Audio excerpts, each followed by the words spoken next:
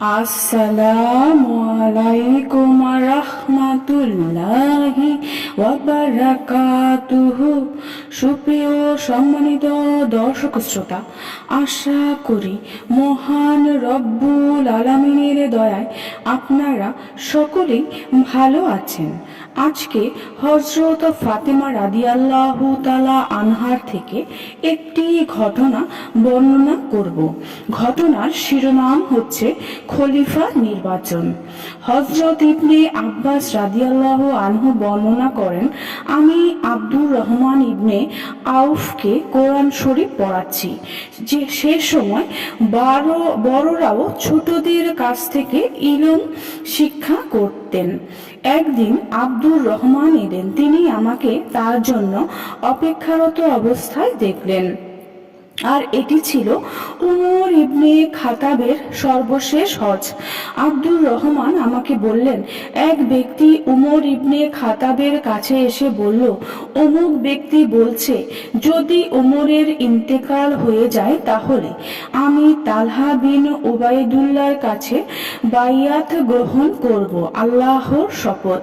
হযরত আবু বকর রাদিয়াল্লাহু আনহুর বাইয়াত যেমন হঠাৎ করে হয়েছিল এবং সম্পন্ন হয়েছিল, আমি তেমনি হঠাৎ করে বাইয়াত গ্রহণ করে ফেললে উবাইদুল্লাহ বিন তালহার বাইয়াত সম্পন্ন হয়ে যাবে আর সবাই তার কাছে বাইয়াত হয়ে যাবে। হযরত উমর রাদিয়াল্লাহু আনহু বললেন, ইনশাআল্লাহ আজ সন্ধ্যায় আমি দাঁড়িয়ে বক্তব্য দেব। আমি ওই লোকদের সম্পর্কে মানুষদেরকে সতর্ক করব যারা মুসলমানদের খেলাফত হঠাৎ করে ছিনিয়ে নিতে চায়। কিছু মানুষ পরামর্শ ও চিন্তা ছাড়া নিজ ইচ্ছায় কারো যোগ্যতা না দেখে খলিফা বানাতে চায়।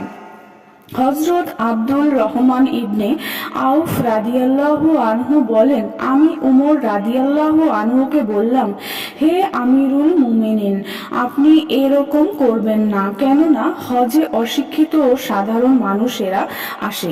আপনি বয়ানের জন্য দাঁড়ালে তারাই আপনার মজলিসে আসবে, ফলে বুদ্ধিমান ও জ্ঞানী লোকেরা আপনার মজলিসে জায়গা পাবে না। আর অশিক্ষিতরা না নিজে ভালো করে বুঝবে না অন্যকে ভালো করে বুঝাতে পারবে। সুতরাং সবর করুন। আপনি যখন মদিনায় পৌঁছবেন তখন এই বক্তব্য দিবেন, কেননা মদিনা হিজরতের জায়গা এবং নবীজির রওজা। মানুষদের মাঝ থেকে বিজ্ঞ লোকদের বাছাই করে নিয়ে আপনি যা বলতে চান ধীর ও চিন্তে বলতে পারবেন। তারা আপনার কথা ভালোভাবে বুঝতে পারবে আর মানুষদেরকেও বোঝাতে পারবে। এ কথা শুনে হযরত উমর রাদিয়াল্লাহু আনহু বললেন, আমি যদি মদিনায় ভালোভাবে পৌঁছতে পারি ইনশাআল্লাহ আমি সর্বপ্রথম লোকদের মাঝে এ বিষয়ে বক্তব্য দেব। হযরত ইবনে আব্বাস রাদিয়াল্লাহু আনহু বলেন, জিলহজের শেষ জুমা তীব্র গরম উপেক্ষা করে আমরা মদিনায় পৌঁছালাম। দুপুরবেলা মসজিদে নববীতে গেলাম। আমি দেখলাম সাদ বিন জায়েদ আমার পূর্বেই মিম্বরের ডান পাশে বসে আছেন। আমি তার সামনে বসলাম। উমর ইবনুল খাতাব এলেন। আমি তাকে দেখে বললাম, আজ আমিরুল মুমিনিন এমন কথা বলবেন যা আজকের পূর্বে এই মিম্বরে দাঁড়িয়ে কেউ বলেননি। ইবনে আব্বাস বলেন, হযরত সাদ বিন জায়েদ আমার কথা মানতে অস্বীকার করেন। তিনি বললেন, আমার এরকম ধারণা নেই যে হযরত উমর রাদিয়াল্লাহু আনহু আজ এমন কথা বলবেন যা পূর্বে কেউ বলেননি, কেননা দিন তো রাসূল সাল্লাল্লাহু আলাইহি ওয়াসাল্লামের যুগে পরিপূর্ণ হয়ে গেছে। এখন আর কেউ নতুন কথা নিয়ে আসতে পারবে না। হযরত ইবনে আব্বাস রাদিয়াল্লাহু আনহু বললেন, এরপর উমর ইবনুল খাতাব মিম্বরে বসে গেলেন। মুয়াজ্জিন আজান দিল। আমিরুল মুমিনিন দাঁড়িয়ে গেলেন এবং আল্লাহর শানে হামদ ও সানা পড়া শুরু করলেন। তারপর বললেন, হে লোক সকল, আমি একটি কথা বলতে চাই যা বলা প্রথম দিকে আমার তাকদীরে লেখা ছিল। তোমরা আমার কথা ভালো করে শুনে রাখো যাতে অন্যকে বোঝাতে পারো। পৃথিবীর যে প্রান্তেই যাও সবাইকে যেন বলতে পারো যে আমার কথা ভালোভাবে বুঝবে না তার জন্য অন্যকে বোঝানোর অনুমতি নেই, কারণ সে আমার ব্যাপারে ভুল মন্তব্য করতে পারে। হজরত ইবনে আব্বাস রাদিয়াল্লাহু আনহু বলেন, কেউ যেন ভুল না করে সেজন্য আমিরুল মুমিনিন এসব কথা বলে নিলেন।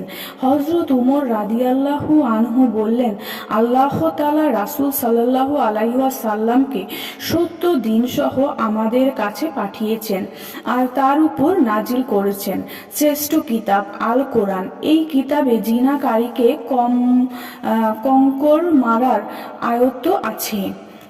মারার আয়ত্ত আছে আর সে আয়াতটি হলো, এই আয়াতের শব্দগুলো রহিত হয়ে গেছে, তবে এর হুকুম এখনো বাকি আছে। আমরা এই আয়াত পড়েছি, মুখস্থ করেছি এবং ভালোভাবে বুঝেছি। রাসূল সাল্লাল্লাহু আলাইহি ওয়াসাল্লাম রজম করেছেন, আমরাও রজম করেছি, কিন্তু আমার ভয় হচ্ছে যে অনেক দিন পর কোনো এক ব্যক্তি বলবে আমরা আল্লাহর কিতাবে রজমের আয়াত পাইনি, ফলে আল্লাহ তাআলার আদেশ অমান্য করে সে লোক গুমরাহ হয়ে যাবে। জিনাকারীকে রজম করার আয়াত কুরআন মাজিদে আছে, যা শুধু প্রযোজ্য বিবাহিত নারী পুরুষদের জন্য, তবে সেটা কার্যকর হবে জিনার সাক্ষী পাওয়া গেলে।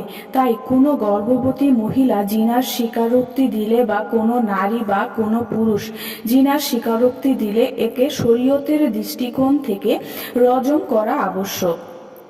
এরপর তিনি বললেন, আমরা কোরআনে এই আয়াত পড়েছি, আমরা নিজ বাবা দাদাকে ছেড়ে অন্য কারোর বংশকে সম্পৃক্ত করব না, কেননা নিজ বাবা দাদার বংশকে ছেড়ে দেওয়া মানে নিয়ামতের শুকরিয়া না করা। এই আয়াতের শব্দগুলো রহিত হয়ে গেছে, কিন্তু এর হুকুম এখনো বাকি আছে। রাসূল সাল্লাল্লাহু আলাইহি ওয়াসাল্লাম বলেছেন, আমার প্রশংসায় এমন বাড়াবাড়ি করো না যেমন ঈসা ইবনে মরিয়মের প্রশংসায় বাড়াবাড়ি করা হয়েছে। আমি তো আল্লাহর এক বান্দা, সুতরাং তোমরা আমার সম্পর্কে বলো তিনি আল্লাহর বান্দা এবং রাসূল। এরপর হযরত উমর রাদিয়াল্লাহু আনহু বললেন, আমার কাছে এ কথা পৌঁছেছে যে কেউ কেউ বলছে যদি উমর মরে যায় তাহলে অমুকের হাতে বাইয়াত গ্রহণ করব। কেউ যেন এই ধোকায় না পড়ে যে হযরত আবু বকর রাদিয়াল্লাহু আনহু বাইয়াত হঠাৎ হয়ে গেছে আর তা সম্পূর্ণ হয়ে গেছে। বিষয়টি ছিল সম্পূর্ণ ভিন্ন। তাছাড়া বর্তমানে তোমাদের মাঝে তার মতো আর কোনো অবশিষ্ট নেই যার ফজিলতের দরুন সকলকেই তাকে মেনে নিবে।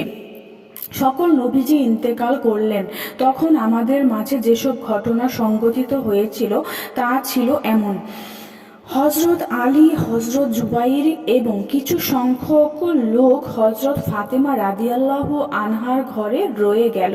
অপরদিকে সমস্ত আনসারী সাহাবী বনু সাঈদার বৈঠকখানায় সমবেত হয়ে গেল, আর মুহাজিরগণ হজরত আবু বকর রাদিয়াল্লাহু আনহুর পাশে সমবেত হলো।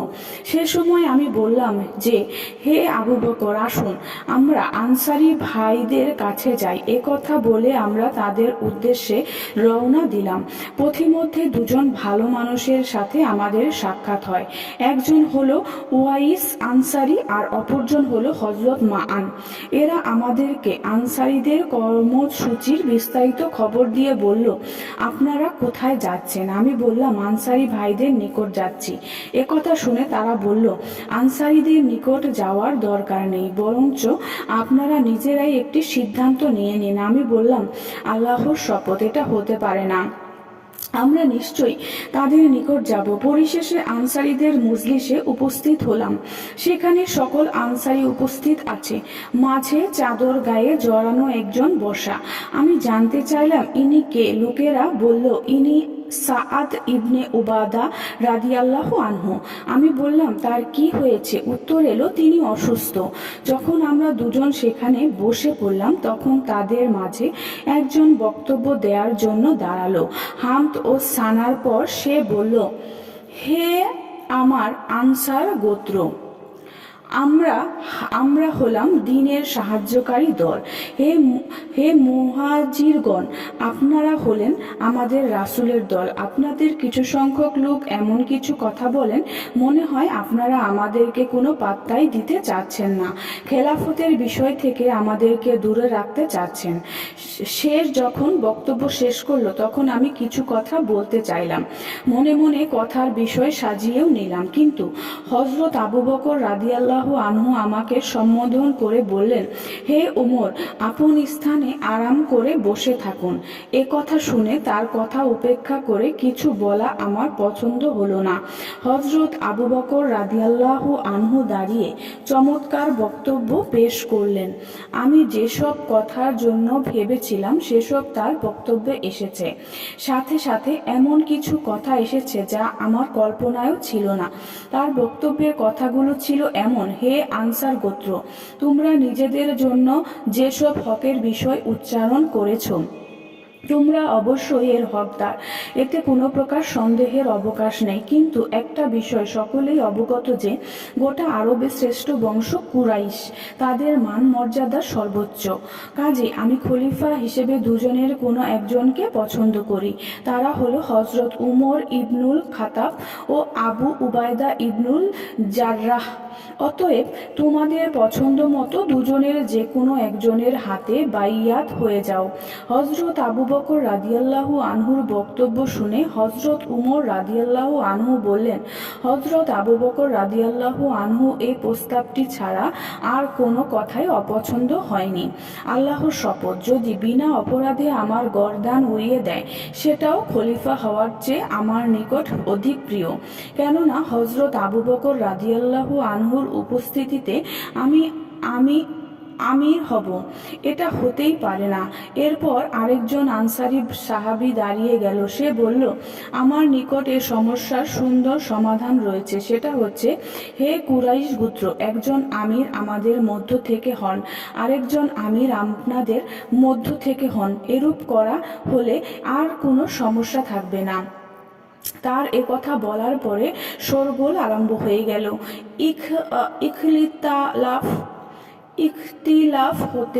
ইখতিলাফ হতে লাগলো।